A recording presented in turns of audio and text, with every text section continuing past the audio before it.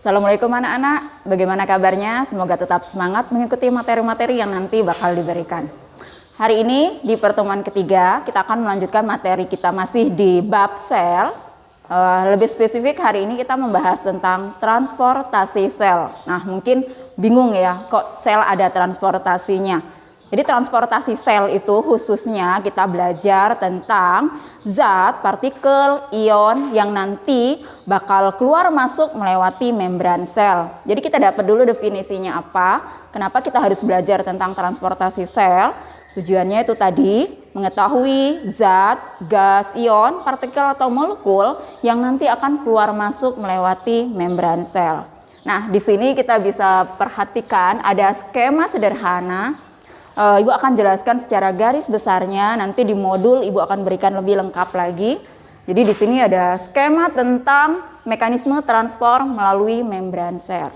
Jadi mekanismenya, ini ada dua macam, terbagi dua. Ada transport pasif, kemudian ada transport aktif.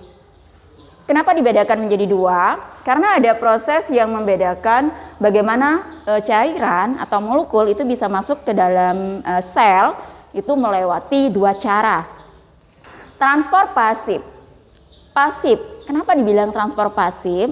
Jadi kalau untuk transport pasif itu proses transportasi selnya, ya, perpindahan zatnya itu tidak membutuhkan energi. Jadi gampang, poinnya gampang. Kalau pasif tidak membutuhkan energi.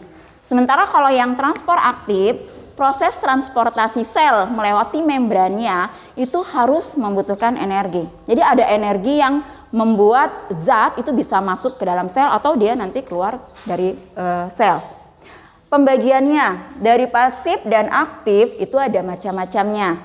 Kita lihat yang transport pasif itu ada difusi, kemudian difusi dipermudah, osmosis. Untuk yang transport aktif itu terbagi tiga, ada pompa ion, kotransport, eksotosis, kemudian ada endositosis. Kita hari ini spesifikasi membahas tentang difusi dan difusi dipermudah. Jadi khusus materi hari ini hanya membahas bab itu tentang difusi dan difusi dipermudah. Kita lihat definisinya dulu mungkin ya. Untuk difusi lebih mudah, jadi Ibu jelaskan saja. Difusi itu adalah, ya, jadi definisinya pergerakan, perpindahan molekul, partikel, bisa ion atau gas atau cairan dari konsentrasi tinggi ke konsentrasi rendah melalui membran, ya. Jadi perpindahan bisa molekul, gas, ion, cairan dari konsentrasi tinggi ke konsentrasi rendah sehingga diperoleh keseimbangan. Itu untuk yang difusi. Contohnya sekarang banyak sekali di kehidupan kita itu banyak sekali contoh-contoh difusi. Dan ini gampang kok, ya. Jadi contoh difusi yang pertama itu bisa gula. Gula yang dilarutkan di air tanpa energi dia bisa larut. Gula yang dilarutkan di air tanpa diaduk, tanpa butuh energi, dia airnya jadi manis. Kemudian parfum yang disemprotkan di ruangan, itu misalnya disemprotkannya di pojok. Nanti lama-kelamaan tanpa kita apa-apain, itu satu ruangan bisa tercium wanginya. Berikutnya ada contoh difusi di alveoli, ya, alveolus. Pertukaran O2 dan CO2 di alveolus itu terjadi juga secara difusi. Nah, sederhana sekali kan untuk difusi. Nah, untuk yang difusi dipermudah, mungkin ini yang nanti lebih ini ya, butuh pengertian, mungkin butuh pemahaman lebih.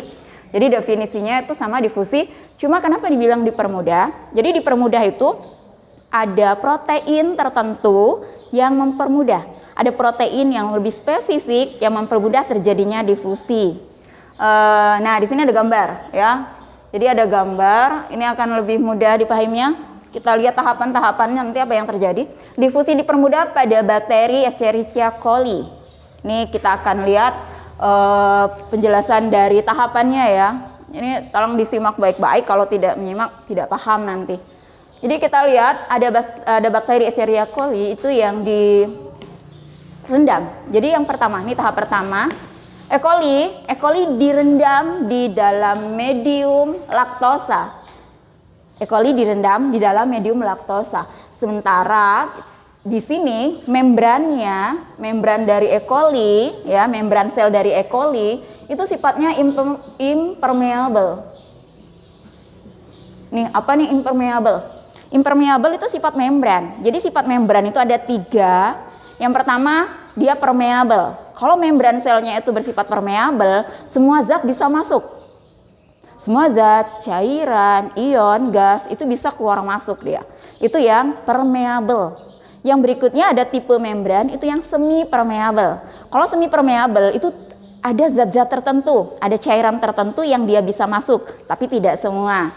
Nah, di sini ada impermeable. Contoh dari E. coli itu dia impermeable. Apa itu impermeable? Kalau dia impermeable, tidak ada zat yang bisa melewati membran sel. Nah, ini makanya nanti dia harus dibantu oleh protein. Jadi di sini E. coli direndam di medium laktosa karena sifat membran E. coli itu dia impermeable. Cairan dari laktosanya itu tidak bisa masuk ke dalam bakteri. Nah, kita lihat di tahap kedua. Apa yang terjadi di tahap kedua?